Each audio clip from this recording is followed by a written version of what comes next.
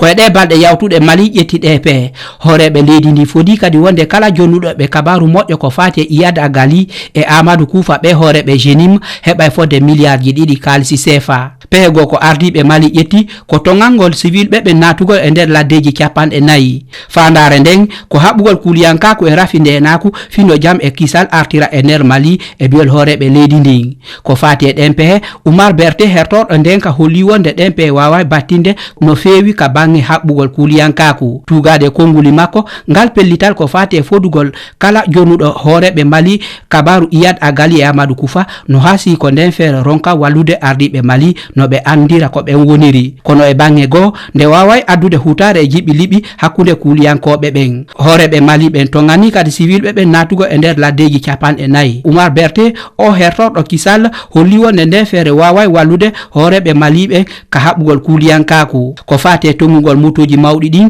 Mamadou Sow hertorɗo nden ka kañum holli wonde ngal pellital nafata ka haɓugol kuliyankaku e biol makko ngal ɓurta ɓeydande malinaɓe ɓen caɗele